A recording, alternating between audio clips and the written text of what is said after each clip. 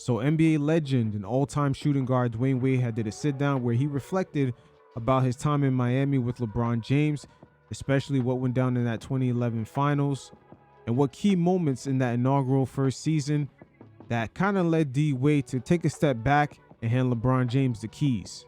Now in this segment, it is going to be multi-layered, as we'll also hear from Rich Paul as he responds in that podcast that he has with Max Kellerman, giving his side of the story. And that right there is the real purpose of that show, is to help propagate some of the narratives that are going around, especially as they catch so many arrows in LeBron James last season, but they're also jockeying for position to make sure that when LeBron does retire, his name is still ringing out there in the ecosystem, because he does have a lot of financial backers that are relying on the monetization of his name.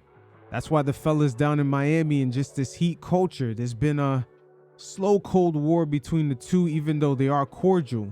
But again, they're jockeying for position with the overall Big Three narrative. And to kick this off as a backdrop, let's listen to Rich Paul touch base, telling Pat McAfee that the Miami Heat Big Three really wasn't a Big Three, and sort of downplaying Chris Bosh. That's not the end all be all. I always love a Big Two. I don't really love a Big Three. I don't really. People talk Big Three, but the Big Three thing has never really worked. And you say, well, what happened in Miami? That wasn't really a Big Three.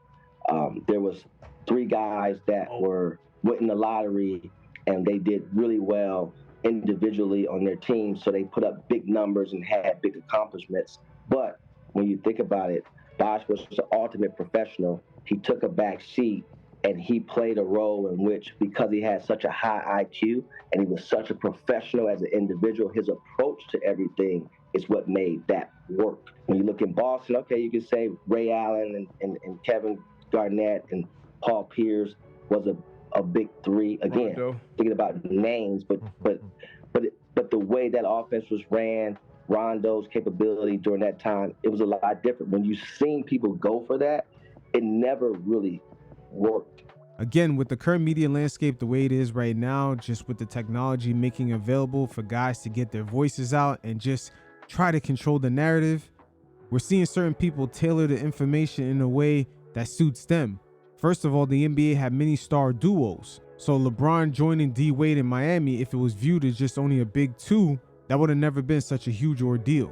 Second of all, Chris Bosh is nothing to scoff at. He was forced into early retirement and was still a first ballot Hall of Famer. He definitely was a top 10 player at the time when he went to Miami. Every team was trying to get his services. And here's a scenario that we all have to reevaluate at some point. How many first ballot Hall of Famers that LeBron James will end up playing with by the time he retires? Kevin Love, Kyrie Irving, Anthony Davis, Derrick Rose, Russell Westbrook, the list goes on and on. So that dynamic right there is going to be very hard for guys like Rich Paul to tap dance around and try to change the course of history. But right here, D Wade in a sit down reflects on his first season with LeBron in Miami. And let's not forget, he was the leader that season. The videos of the press conferences are out there. D Wade answered all the questions. LeBron was definitely the most talented, but him being in that villain role, he definitely was little brother, even shying away from the media in ways he never really did before. Even though Dwyane Wade was in his same draft class, the franchise that he went to was led by a person with real championship experience, aka Pat Riley. So they were definitely learning lessons that LeBron James had not yet experienced, that D Wade was already made aware of before his arrival. Eventually, LeBron took that blueprint and returned back to Cleveland. Let's not forget that. D Wade right here gives great insight to how he even got to that level of just understanding leadership, especially being a young player alongside a lot of veteran players, guys like Gary Payton, Antoine Walker, and other former All-Stars. You guys check it out, and every once in a while, I'll check in. I knew what it looks like when you have a star player who has to take a different seat. Not a back seat. You just got to take a different seat. And Shaq did it. I watched Shaq did it when he came in from LA. He immediately put himself in a different seat, and he didn't try to be the lead dog. But even in that, it was moments where he still wanted to be, give me the ball. And then I did remember the time when my team went to him and was like, hey, you got to be young fella. he got to be the one to take us. And I remember the conversation then Shaq had with me after that. And so think about it, I'm 24 years old, and I got Gary Payton, Hall of Famer, Shaquille O'Neal, Hall of Famer, Lonzo Mourning, Hall of Famer, Antoine Walker, Jason Williams, like all these guys looking at me like, all right, young fella, you the one. Like, let's go, do your thing, and we're gonna back you up. Like the freedom that they gave me, because what you do in that position is you overthink a lot, Zach. When you have guys that you know you need to get the ball to, you don't play your full game. You kind of be hesitant. And I was a little hesitant because I had so many guys that I respected as a young guy, and I wanted to make sure that they were all a part of it. And they looked at me like, stop respecting us so much. Go do it. Like, go be you. And it just unlocked it. And so I guess what I did when it came to LeBron and him and I conversation, I don't want to take all the credit. Obviously, he's one of the greatest to ever play. But I just want to unlock, his thought process, because I saw a little hesitation from him the year before. And we were really good. If you go back, I averaged 25 and a half. He averaged 26. Numbers were, kind of equal in a lot of areas. And we were really dynamic, like the best duo in the league. But we didn't get together to be the best duo in the league. We got together to be champions. Now, right here, D Wade is explaining the mindset and just the experience that he had is exactly what LeBron was missing that first year he was in Miami. Sometimes the stat chasers get lost in just the analytics and just the numbers that LeBron has, but there are other key components when you're talking about being on a championship level. And that whole venture with LeBron James being in South Beach was really to get that blueprint. Well, how do we unlock that? And this is how to unlock it. We have to let the best player in the game be the best player in the game, and he has to take all the thought out. And so I put myself in kind of a role that Shaq did, or that GP and them did at that time, to say, this is our best way. This is our best opportunity to win. Is this guy leading us? So let's get out the way. Let's talk our egos, and let's do what we got to do to make sure that this guy can lead us. I've always wanted to ask you this. 2011 finals. 2011. Sorry. But this. I'm the steward of basketball fans in this position. I have to ask you this. LeBron is clearly having some sort of mental meltdown. His mind is his confidence, whatever it is, something is wrong with LeBron. You see this. He's not aggressive. He's passing up shots. He's not driving. It's not LeBron. Yeah. We all know LeBron. That's not LeBron. Was there a conversation you had with him during the finals trying to get to the root of it? What's happening? We need you to snap out of it? Or did you just say, I can't get in, this is his thing to sort out? Or did you just think it'll sort itself out? How do you handle something like that in that moment? Now, before D Wade answers, this scenario right here is what a lot of the backers of LeBron James, the Bleacher Reports, Turner Sports, Warner Brothers, Nike, the international production companies that are backing him. The narrative around the 2011 finals, they do not want you to remember that. Keep in mind, Jason Terry and JJ Barea averaged more points than LeBron in the finals. When you talk about all-time worst performances by a mega star in the finals, LeBron in 2011, that's one of the icings on the cake. Shit was bad. D Wade himself finished that series averaging 28 points a game. Well, in the moment, I think it's, and I've said it before, is I was on Bron. Like it's my job. That's our relationship is two of the best players in the game is to make sure that we're pulling it out of each other. And going into the Dallas series, I felt we had two mismatches. I felt that no one can guard me and no one can guard him. And so I'm like, they may be a better team overall, possibly, but we got the two best players. Even though Dirk is one of the greatest players ever, I thought in that series that we possibly could have the two best players from a mismatch standpoint.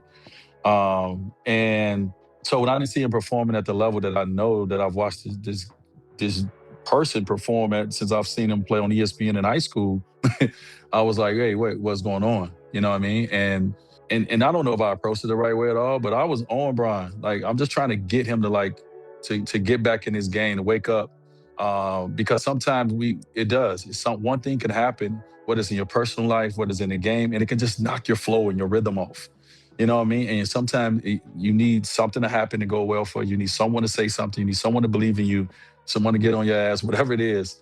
And I tried the approach. We're best of friends. And so we spend a lot of time together. And so I wanted to get to the root of it because, bro, this is why we got together, to do this. And so he couldn't get out of it. I don't know, what it was. He struggled a little bit. And I go back and I look, and I felt like in that series, I probably, because of the mismatch situation, I had the best the best series, and I had a chance to actually win Finals MVP, and we won a championship. Like I had a really good series, and I look back into myself, and I'm like, man, this is why he came here as you as a leader. It's your job to help lead him. I don't want you to miss that right there. D-Wade said, had we won that finals, I would have been MVP.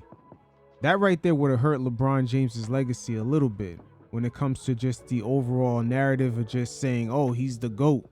Because had it played out with D-Wade winning MVP, it would be easier to point out that he joined a mega superstar team. Just that overall narrative would be really hard to debunk. Some people still to this day forget who the fuck D-Wade used to be. And sometimes certain media personalities, certain plants within the media, I should say, certain LeBron James plants in the media make it seem like D-Wade was over the hill, especially with some of the health issues he had in the last season with LeBron in Miami. And I feel like I failed my leadership responsibilities in that. And so I don't know if I approached it in the right way at all. I just know that, we didn't get the LeBron that we got the next 3 years at that time. And it was unfortunate for us because I didn't feel like nobody can guard him in that series. Let's listen to that one more time. D-Wade talking about he failed his leadership responsibilities. Once again, that first year in Miami, Dwyane Wade was the leader. Pat Riley was the leader of the overall organization. See, Miami was the first place that LeBron ever played at, even coming from high school, where he didn't have all the power. Whatever Pat Riley said, it went. Udonis Haslem is on record being the enforcer of some of those rules, with LeBron James's friends trying to enter the locker room. The story about LeBron James and the cookies on the plane, or just wanting to stay in Cleveland an extra night, etc. Miami, unlike those previous places that he's been to, they do have a culture, and they're not going to bend their rules the same way the Lakers are doing right now. That's why Jeannie Buss is looking so frustrated with the way the media is painting LeBron as the Lakers' savior. So when I didn't see him performing at the level that I know that I've watched this person perform at since I've seen him play on ESPN in high school, I was like, hey, wait, what's going on? You know what I mean? And I don't know if I approached it the right way at all, but I was on Brian. Like, I'm just trying to get him to get back in his game, to wake up. And I look back into myself and I'm like, man, this is why he came here as you as a leader. It's your job to help lead him. And I feel like I failed my leadership responsibilities in that. And so I don't know if I approached it in the right way at all. I just know that, we didn't get the LeBron that we got the next 3 years at that time. And it was unfortunate for us because I didn't feel like nobody can guard him in that series. Did he engage with you when you had these conversations with him, or would he just try to sort of, like, I'm good? Yeah, I mean, he's trying to figure it out too. You know what I'm saying? Like, you trying to snap back into it. You're trying to run plays. You're trying to, hey, I get a break. Let me look for you. Like, we know, like, sometime a dunk, a block, something can change, just your rhythm and your flow. And so, yeah, he was trying to figure it out, but he could never catch it and get back into that rhythm and that flow. And then, Dallas starts sensing it. They start switching up their defenses a lot. They start sending a lot of different guys at him to keep them all balanced, whether it was smaller guys like Jason Terry, you had Deshaun Stevenson, you had Sean Marion. Like, they had a lot of guys that they would send at him. And, and then on the other end, they got J.J. Barrera running them around. And so they did a great job of keeping him off balance. And we couldn't get him into a rhythm and a flow. And we all took that very hard going into the summer. Like, man, like, is it, we know a great player is, supposed to be great. And this is LeBron James, but also too, he came here so we can help him learn how to, win in these moments and be great in these moments. And did we fail him? And I think we all went into the summer like, what could we do better? The coaches and the players. And so, yeah, it was unfortunate. And I was on Brian. I was mad because I wanted us both to be like unstoppable together. And I wanted us to, put that middle finger up to all the haters together in that first year. And like I said, the basketball guys just wasn't on our side because they didn't want to see the ugly side of us. And, the performance that we needed from both of us was not there in that series. Sometimes when players like D-Wade right here speak the truth on a mega profile player like LeBron James, someone the media is kind of holding up second to Michael Jordan or even on the same level, the truth can be a hard thing. And right here, he perfectly described LeBron James at that very moment. He didn't necessarily have the blueprint to just being that leader on a championship level team. Cleveland historically is not a winning franchise. That is something that has gone very underestimated in the storytelling around LeBron James. That's why he left. Pat Riley being the leader down there in Miami, he had championship experience even as a player. because he wasn't as talented as guys like Jerry West, Baylor, Kareem, etc. That's where the whole body fat percentage thing comes from, just being extra disciplined so he can make the roster. So he understood on that championship level, there were certain things that have to be in place. Those are the keys that LeBron was missing. What it's like to be in that type of atmosphere, just having so many people in the building with that level of just championship experience.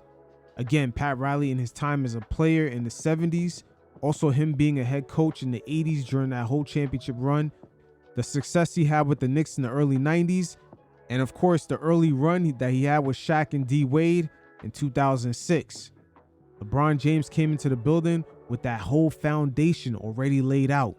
Now right here, we're going to see the whole purpose of this Rich Paul, Max Kellerman podcast with Netflix and Spotify, with Bill Simmons and The Ringer. That whole clusterfuck is really a setup for LeBron James and his backers to control the narratives with all these basketball mediums that are out there. This season so far, Rich Paul has had a response for every arrow that has come in LeBron James's direction. And D-Wade probably already knew he had a response coming. You guys check it out, and every once in a while, I'll check in. Jalen writes, Rich, what do you believe was the biggest reason for the Heat losing in 2011 against Dallas? Some say roster construction around the big three. Some obviously just blame LeBron. Some blame Spo for not being the Spo we all know today. What are your thoughts? So if you notice, they disguised the response in a quote-unquote fan asking a question, if that's even a real person.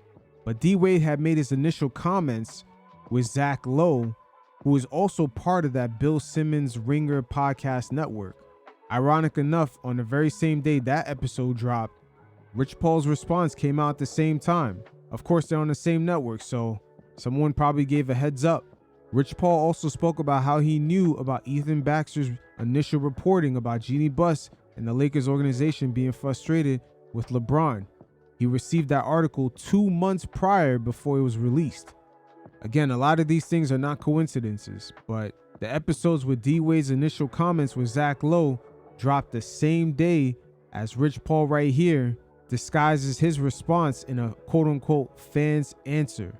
That's a good question. I remember it vividly. I think it was just one of those things where, I mean, obviously, we all know who the media scapegoat was. That's clear. But no, I just think it was one of those things where that was the first season. They didn't get off to a great start that year. They were like 500 after, I think, like 33 games or 35 games, close to 500. Then they had a hell of a run. Sure did. And I think that, sometimes you kind of shoot your wad a little bit because the first round they rode, the second round they rode. Dean wants me to pause you. I could hear him snickering. No, man, like. I'm gonna have to pause you, Rich. Okay, fine.